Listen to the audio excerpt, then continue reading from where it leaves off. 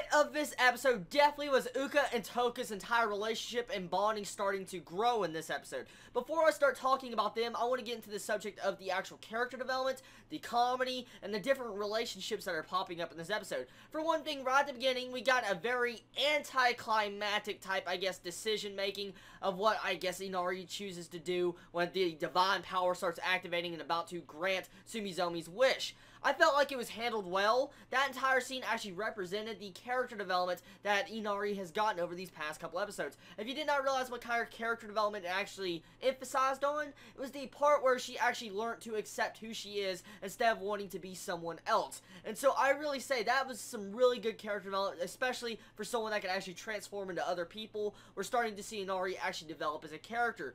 And then Sumizomi, I found her entire antics this episode really enjoyable, especially with how she downright confirms she has Yuri feelings for Keiko. So, if it was just up in the air until recently, like, we didn't know she was really having Yuri relationship, wanted to have a Yuri relationship with Keiko, now we know for a fact that she has a crush on her, because she announces it in the open. We have Maru says, "I support you!" And then we find out Inari tells that Maru is a secret Yuri, like, drawer. She draws anything Yuri in stories and stuff. So I was like, oh my god, that's hilarious. So, I find it funny how Maru, actually, the person that was the shy girl that we saw last episode, that we could just downright say is an otaku, and pretty much is cheering for Sumizomi to get with Keiko. So I thought that was really cool. That was awesome. And the way we get all these unique different relationships popping up in the series, I'm going to tell you, I find that the other relationships, like the side character relationships, like Uka and Toka, or, you know, Sumizomi and Keiko's relationship, is, you know, more enjoyable to watch than Inari's. And that's actually very sad, because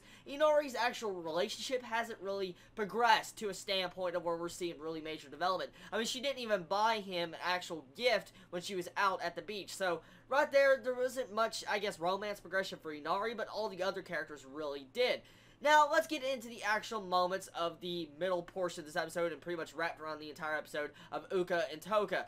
Now, we once again get to see that Toka is once again strucken by the 8th grade syndrome of Chuni. And I love it. I love it how he's just sitting there typing on his computer, and then he's just telling a freaking Chuni type story, and then Uka's playing away on games and just all sorts of stuff, looking through a freaking photo book.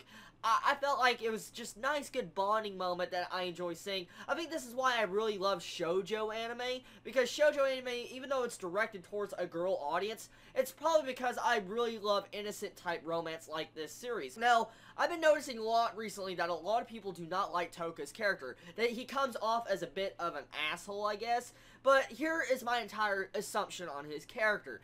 Pretty much, he is like a tsundere, and he doesn't want to express his feelings. He's pretty much the guy equivalent of a tsundere, so really, that's exactly what kind of character personality he has, so he's not necessarily an asshole, but I can see how people can get that impression of him.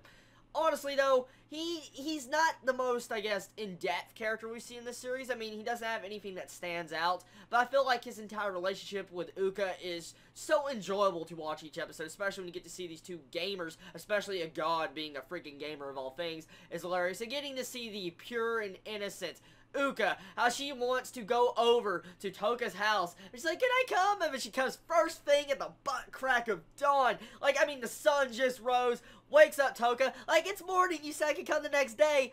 Oh, man, Toka, you're a lucky son of a gun for, you know, Uka wanting to come see you. Now, speaking of Uka, I want to bring this up.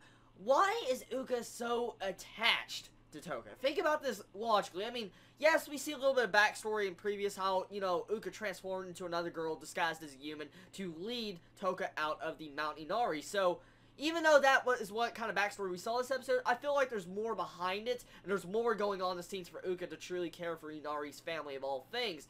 So, I feel like we're going to see some more character development between these two characters. I'm so far enjoying these other relationships, and hopefully Inari might actually get an episode focused towards her to get her relationship and romance actually starting to form.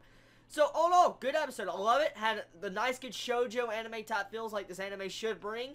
Was it anything, you know, I guess, new to this type of genre? No, but I really did enjoy this episode for what it did. Had some good laughs, good smiley moments, and just really good episode. Tell me your thoughts on this episode. What was your favorite moment? And do you think Uka and Toka should really be together? And what do you think about Sumizomi and Keiko getting together? Do you think it's even possible? Let me know in the comments below. Y'all have a wonderful day or night wherever you live. Please stay safe. Chibi out.